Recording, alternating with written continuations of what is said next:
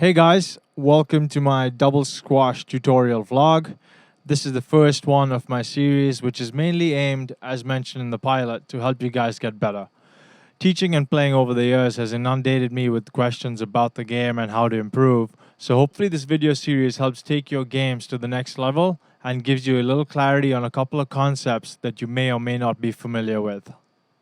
For this video, I have pulled up a couple clips from the 2017 Briggs Cup at the Appomattox Club in Rye, which has a couple good examples of what I want to speak about today. The most important piece of the puzzle in my mind when it comes to double squash is positioning. As soon as you understand where to stand, when to move up, when to be defensive, when to turn, when to cross, it's going to improve your games exponentially. Alright, so let's get into it. Right off the bat, the main center tee that you're used to from the singles court is no longer your tee. If you're playing on the left side, this little tee where you see John Russell's foot, that's going to be your main tee for the left side. And here where you see Damien's feet, that's going to be your main tee for the right side. At no point do you ever want to be backtracking to this tee after every shot like you did on the singles court. Again, like I said, if you're playing the left, you always want to pull yourself back to this tee, and on the right, back to this tee. I also like to call these tee positions pivot points. So if I'm a right-handed player like John Russell over here, anything on this side of the tee, I prefer to hit a backhand. Anything on this side of the tee, I like to hit a forehand. The reason being, that way your center is always closest to your tee position. The reason being is that if you start hitting forehands from here, you end up getting so far away from the wall that you are trying to play that you end up compromising your team's position, and inevitably your partner has to come over and cover your own wall for you. I'll show you a couple examples to explain my point a little better, but just to go over it again, this is your left wall tee and your pivot point. Anything on this side of the court as a right-handed player, you want to hit a backhand.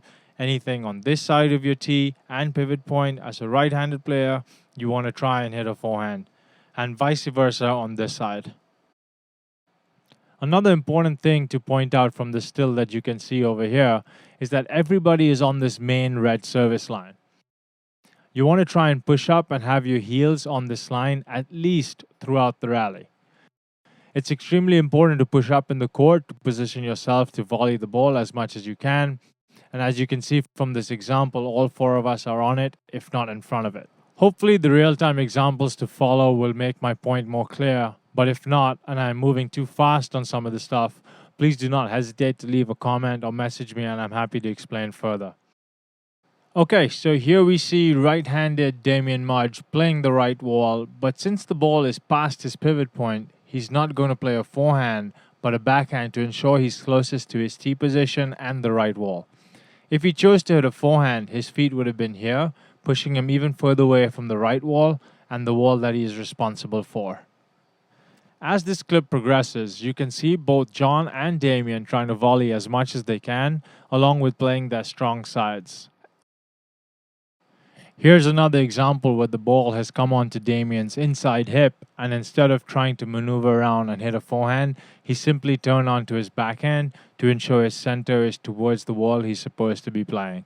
As Damien takes the ball short to John, notice how both of us move well in front of the red line, the service line, in anticipation of a counter drop. Which leads us to our next example. What happens when your opponent turns on you to play on their inside, which here for John would be his forehand even though he's playing the left wall? What I need to do here is, instead of clearing to the middle of the court and giving John an entire open left wall, I need to make it back to my left wall, back to my tee, back to my pivot point. That's right here, and run across the play, give him his space, all at the same time. Yes, very tricky, but it's essential for you to go back to the wall you're responsible for and not give your opponents the entire side of the court uncovered. In the chance your opponent needs to volley the ball, you have to allow them the opportunity to volley before you go back to your tee. But in this case, John goes to the back wall to hit his shot. And in the meantime, I worked around him and found a way to sneak myself back to my tee position and my pivot point. Right here, you will see John look to volley. I give him the chance to volley, but as he changes his decision and goes to the forehand side, I still have to, even though I'm late to cross here. We won't get into reasons why, but I do need to ensure that I get back to my wall and not the middle of the court when my opponent turns to hit on the inside. Coming up here is a situation where John was unable to volley the ball and chose to stay on his backhand instead of turning on his pivot point to play his forehand. As you can see, he moves further and further away from his tee to hit his backhand, where his forehand would have kept him closer to the left wall that he is playing, and it will now force his partner to cover the next ball, putting them in a compromised position and opening up the court for both Damien and I.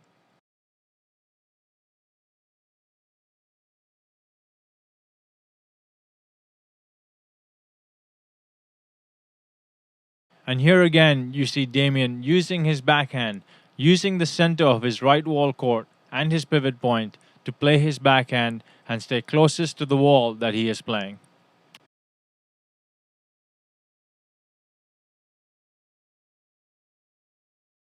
Well, that wraps up episode number 1. Thank you so much for tuning in.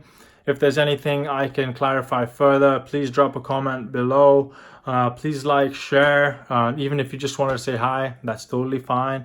If not, I will see you next week, Steam Day, same time, for episode number 2. Peace.